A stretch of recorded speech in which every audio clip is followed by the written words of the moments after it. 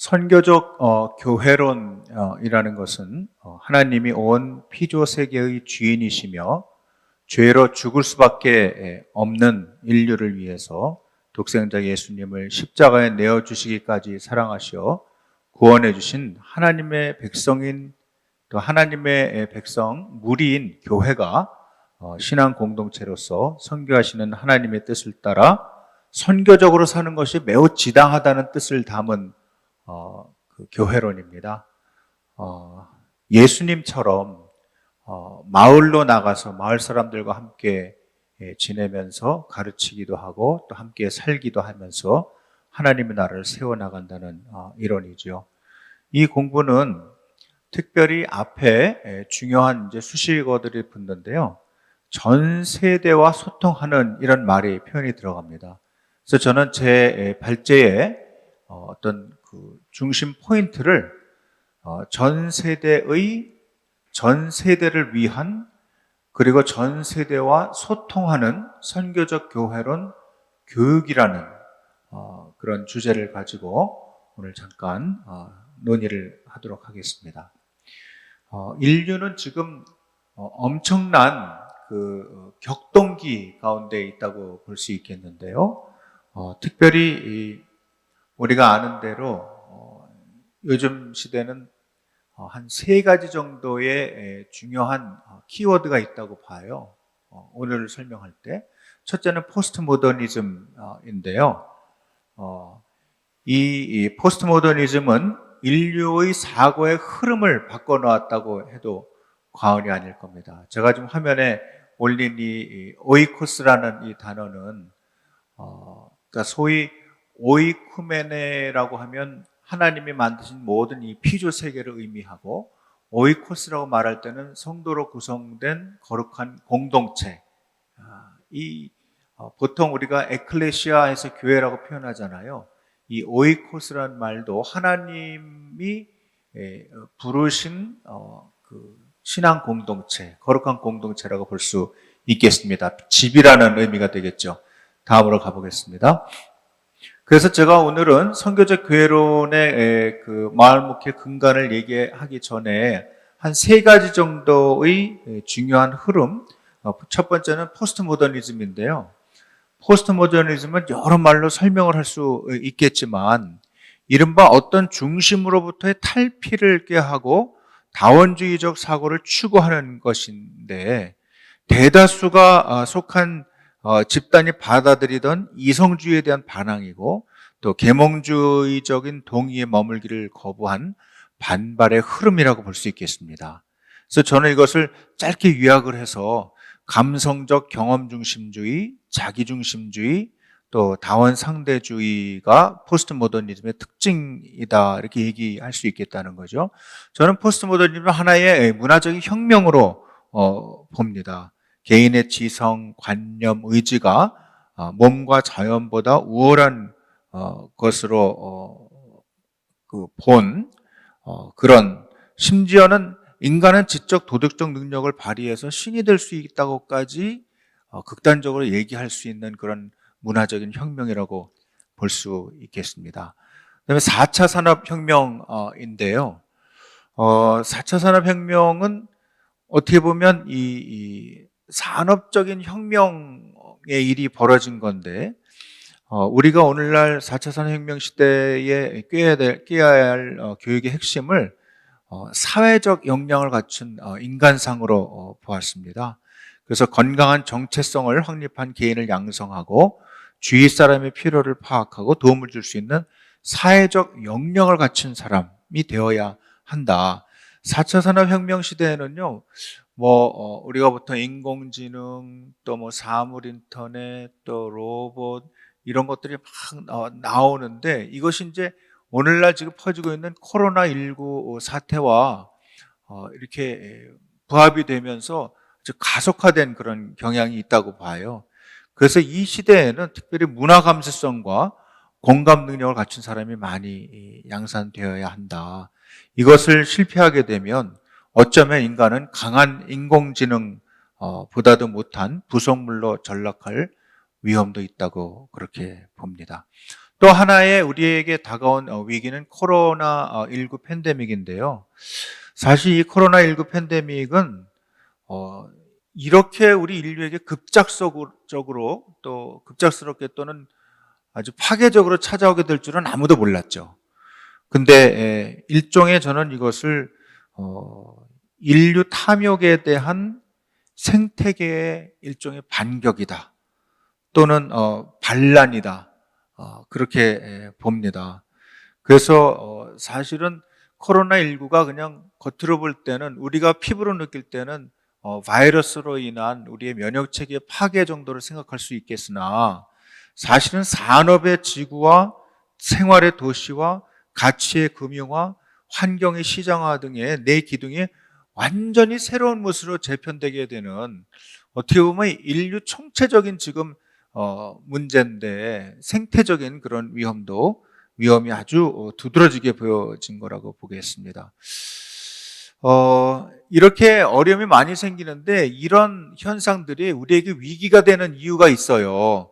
그 이유는 이 현장에서 이 모두가 다 빗장을 걸어 잠그게 되니까요. 세계와 또 환경의 악화라는 위기가 있고요. 특별히 오늘날과 같이 그 백신이 아주 불평등하게 공급되는, 완전히 신자본주의의 그 논리 따라서 이 모든 것이 다 배분되는, 그래서 어떤 나라는 뭐 10%도 못 받는데 잘 사는 나라는 뭐 80%, 90%까지 이렇게 백신을 2번, 3번 막 맞는 경우도 있는 것을 우리가 봅니다.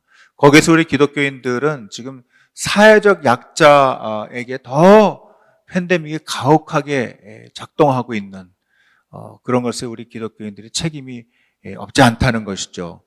혹자는 얘기할 때 기독교인들이 소위 이렇게 헌금하는, 또 11조 내는 것들을 제대로만 해서 세계의 기아에 허덕이는 사람들과 나누면 세계 모든 기아 문제가 해결될 것이다 라고 얘기도 하고 있습니다.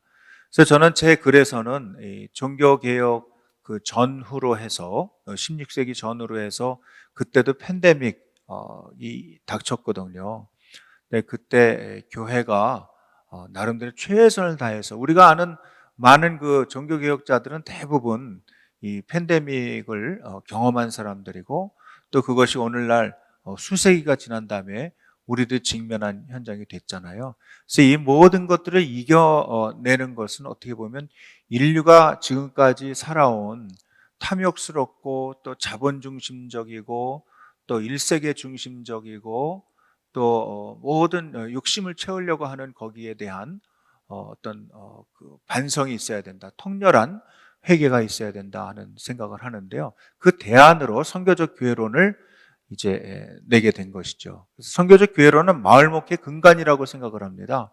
그래서 이 제 글에서 교회는 무엇인가, 또 교회와 마을의 관계는 무엇인가, 또 선교적 교회와 전통적 교회의 차이는 무엇인가, 또 마을의 교회가 존재하는 이유는 무엇인가와 같은 질문들을 던지면서 하나하나씩 답을 해 나가고 있습니다. 교회는 그러면 무엇인가 얘기할 때, 교회는 예수를 믿는 그 사람들의 공동체다, 신앙 공동체다라고 볼 수 있고요. 그럼 교회는 어디에 존재하고 마을과의 관계는 뭐냐? 교회는 마을 속에 존재한다는 것이죠. 우리는 잘못 생각할 때 너무 시혜적인 입장으로 교회가 마을을 위해서 존재한다고만 얘기하기가 쉬워요.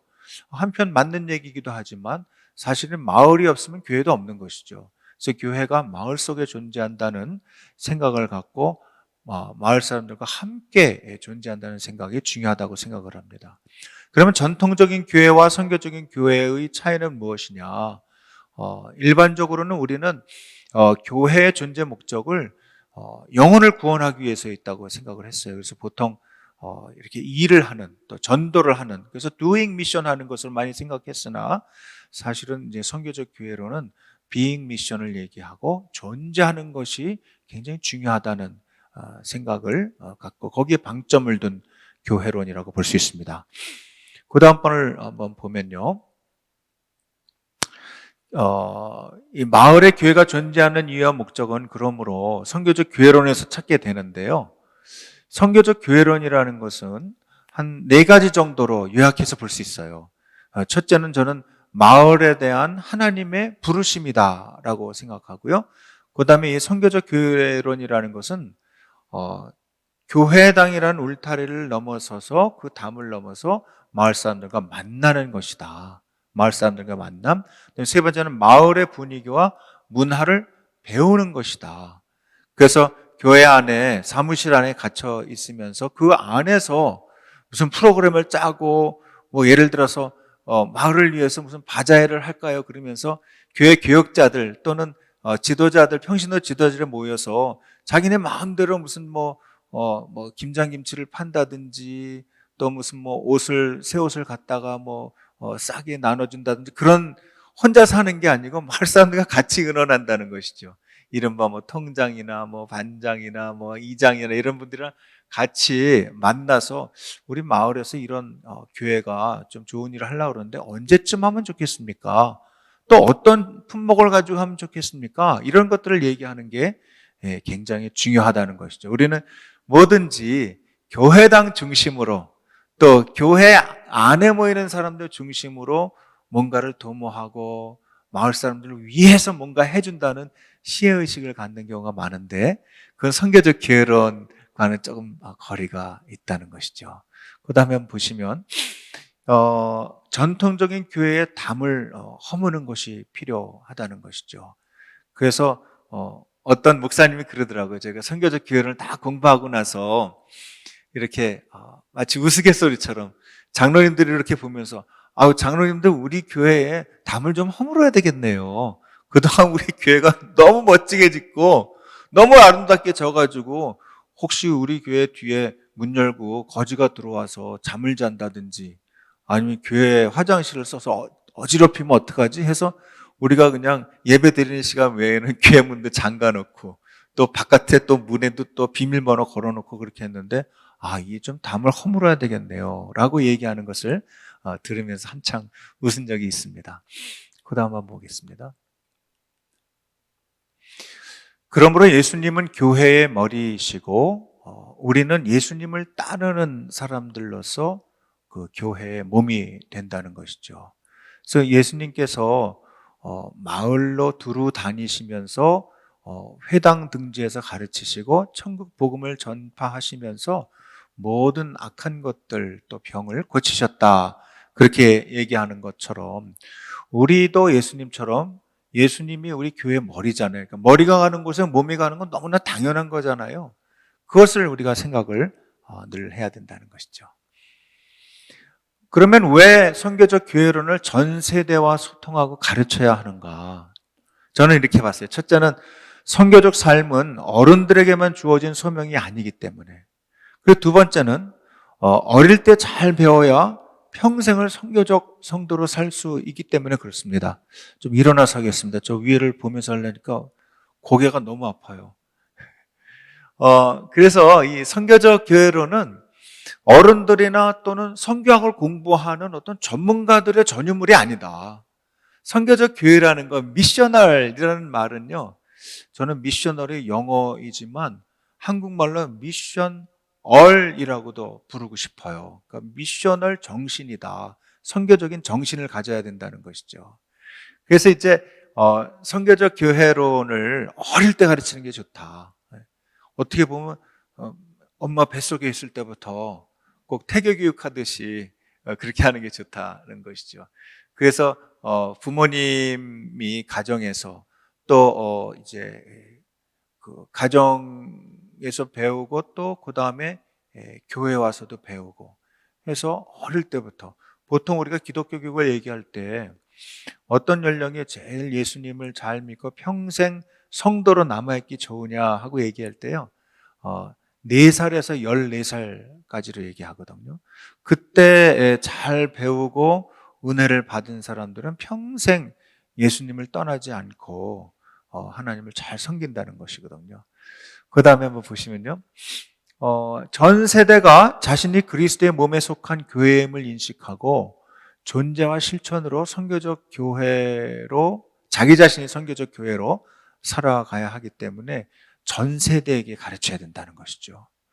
그러니까 이것을 언젠가 어떤 교회 가서요, 제가 그 교회가 좀 큰 교회라 장로님들이 한 200분쯤 됐어요. 그래서 강의를 다 끝나고 났더니요, 장로님들이 나오시면서 제 손을 막 잡고 인사를 하면서 뭐라 그러냐면요, 교수님 맞습니다, 우리 교회는 선교 많이 하는 교회입니다. 그래서 예, 잘하셨습니다. 선교하는 것이 굉장히 중요하죠. 그러나 사실은 선교하는 것, 그걸 어떤 일로 또는 프로젝트를 하는 것도 중요하지만 선교적인 삶을 추구하는 것은 동시에 또 중요하다는 것이죠. 그래서 존재와 행위가 같이 가는 그런 선교적 교회론을 우리가 추구해야 되겠다는 겁니다. 그래서 제가 이 이쁜 그림을 찾느라고 애를 많이 썼는데요. 여기 보면 하얀 아이, 또 황인종 아이 있고 까만 아이 다 있거든요. 또 남자아이, 여자아이 다 있잖아요. 전 세대와 소통할 수 있도록 선교적 교회론을 잘 가르치는 것이 굉장히 중요하겠다. 우리는 다음 세대를 생각할 때 꼭 이렇게 예수를 믿게 해서 영혼이 구원받는 것, 그거 굉장히 중요한 일이죠. 저도 그런 것을 강조합니다. 그러나 그거와 더불어 어릴 때부터 선교적인 사람으로, 사실은 선교적 교회론의 그 원저자는 하나님이시거든요. 그래서 그런 책도 봤어요. 선교사들이 선교지에 가기 전에 하나님이 먼저 가 계시더라. 그런 책도 제가 봤거든요. 그 다음 보겠습니다. 아까 제가 먼저 순서를 바꿔서 얘기했는데, 포스트 모더니즘과 4차 산업혁명과 코로나19 팬데믹, 이것이 지금 다 우리의 오늘날의 우리 존재, 지금 21세기 살아나가는 현대인들의 배경에 이미 다 깔려 있는 얘기들입니다.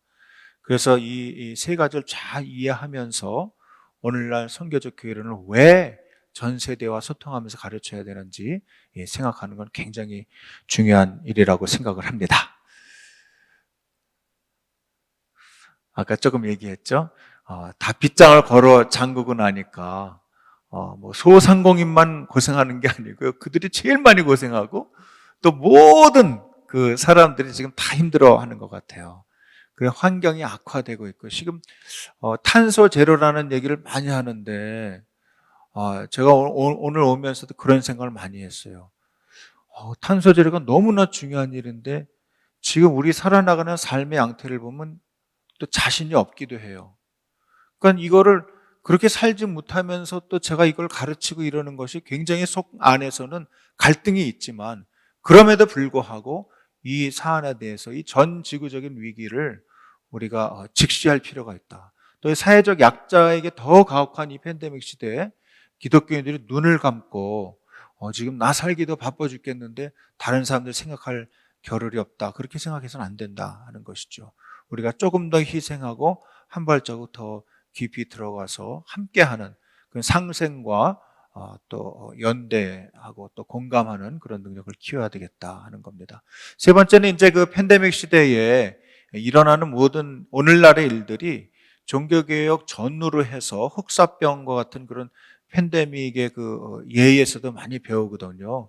그때도 보면요, 우리가 잘 아는 종교개혁자들이 루터나 무슨 칼뱅이나 또 쯔빙글리나 이런 분들이요, 다 식구들 중에 이런 흑사병 이런 걸로 죽어가는 사람, 병 걸린 사람, 또 본인들도 걸리기도 하면서 교회에서 그런 예수님이 하셨던 것처럼 사람들을 교회당을 활용하게 하고 또 실제 간호의 일도 이렇게 봤던 일, 우리가 이 일을 절대 외면할 수 없다 하는 것이죠.